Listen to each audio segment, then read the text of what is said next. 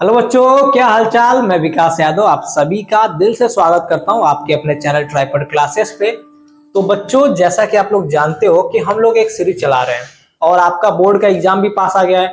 तो हर एक लेसन को मैं बारी बारी से करा रहा हूं।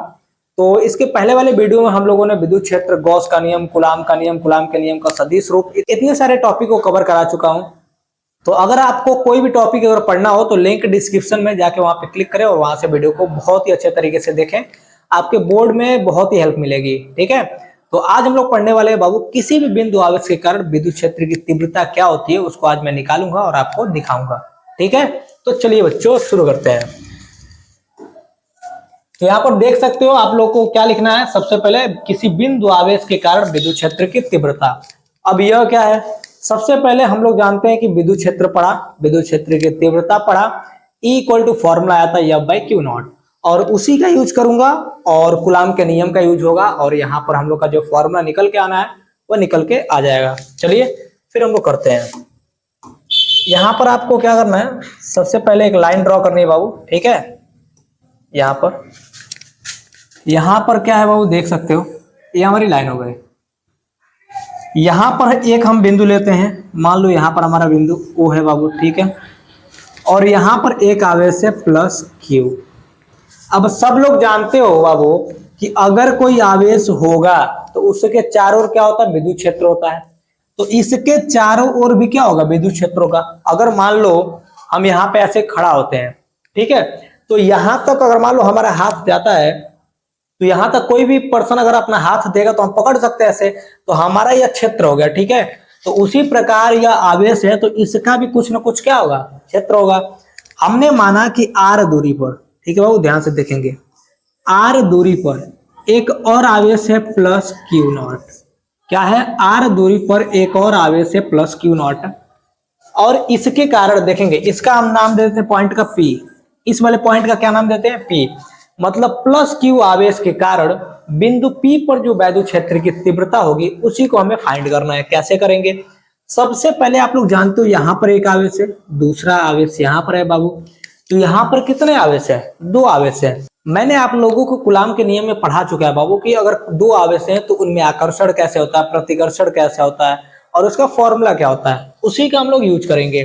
तो अब बताओ कि प्लस क्यू और प्लस क्यू नॉट ये दो आवेश हैं, तो दोनों आवेशों के बीच में कुछ ना कुछ बल लगेगा। सब कोई जानता है भाई, एक आवेश और दूसरा आवेश दोनों में बल लगेगा। तो कौन सा बल लगेगा, चलिए मैं बताता हूं।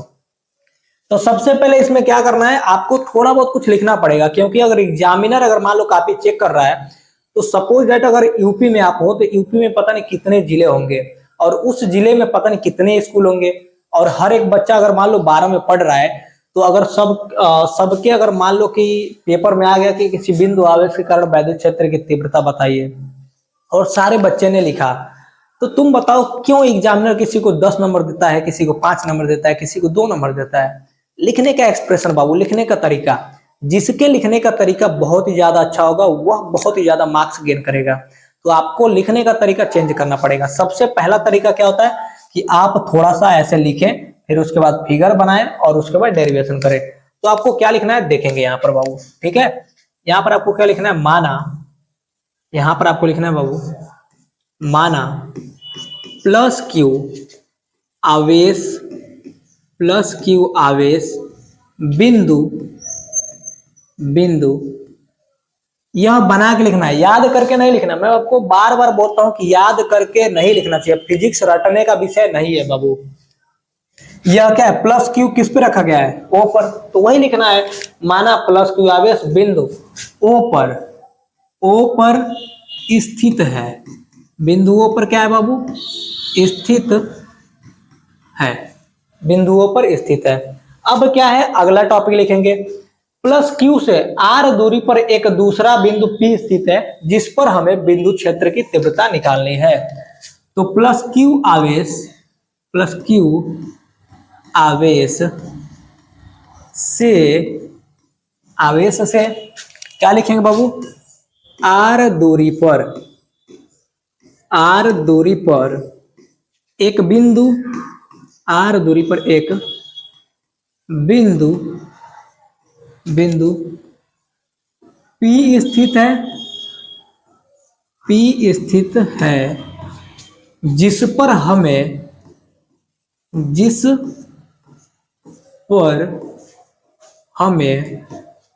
विद्युत क्षेत्र की, ठीक है ना बाबू, विद्युत क्षेत्र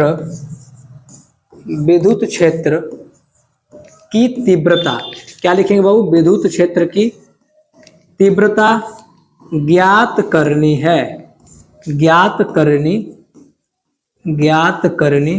है। ठीक है बाबू, तो मैं फिर से आप लोगों को एक बार बता देता हूं।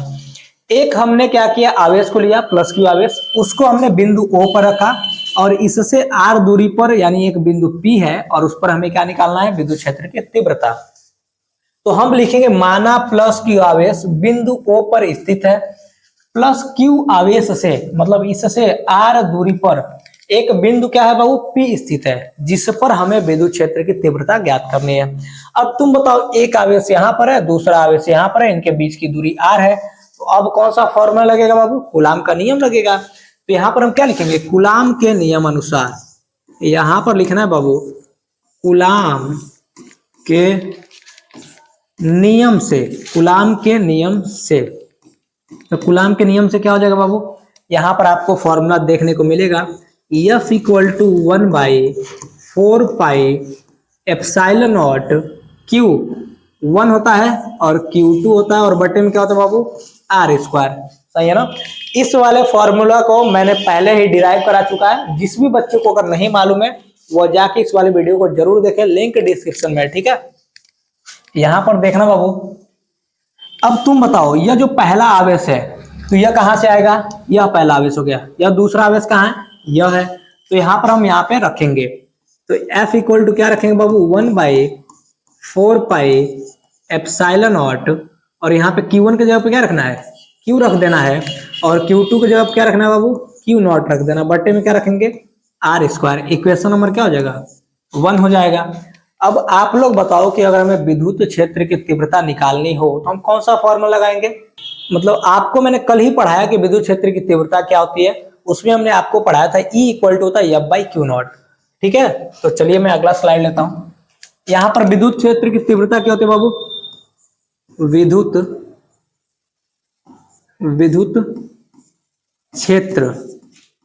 क्षेत्र की तीव्रता, इसके लिए आपको मैंने फॉर्मूला पढ़ा चुका है बाबू, डेरिवेशन भी कराया था। ठीक है, तो विद्युत क्षेत्र की तीव्रता के लिए फॉर्मूला क्या होता है, E बराबर होता है बाबू F/Q0।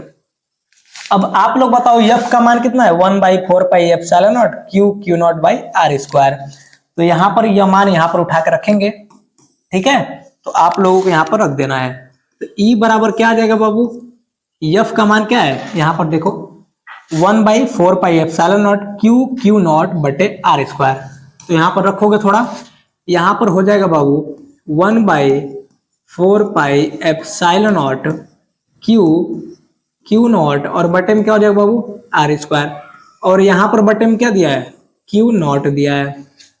अब यहाँ पर आप लोग एक चीज जानते होंगे कि A/B/C/D हो तो इसमें गुणा कैसे होता है, नीचे वाले का गुणा सबसे ऊपर हो जाएगा और बीच वाले का दोनों का गुणा आपस में हो जाता है। तो सेम इसी पे करना है, इसके नीचे कुछ नहीं तो क्या है बाबू, 1 है, तो 1 का गुणा सबसे ऊपर हो जाएगा ना। तो यहाँ पर E बराबर क्या आ जाएगा, देखेंगे यहाँ पर हो जाएगा 1/4πε0 Q/Q0 और यहाँ पे 1 का गुणा करेंगे तो क्या कुछ भी बदलेगा नहीं, तो यही रह जाएगा, और बटे में R² हो जाएगा और यहाँ पे हो जाएगा Q0। अब यहाँ पर क्या है बाबू, अब आप लोग बताएंगे कि Q0 से Q0 क्या हो जाएगा, कट जाएगा। जब ऊपर और नीचे समान संख्या रहती है वो आपस में क्या हो जाती है, कट जाती हैं। तो अब यहाँ पर बाबू तुम लोग बताओ फॉर्मूला क्या निकल कर आया, यहाँ पर हमारा निकल के आया E बराबर 1/4πε0 और यहाँ पे बचा Q और नीचे बचा R²। यही है बाबू हमारा फॉर्मूला।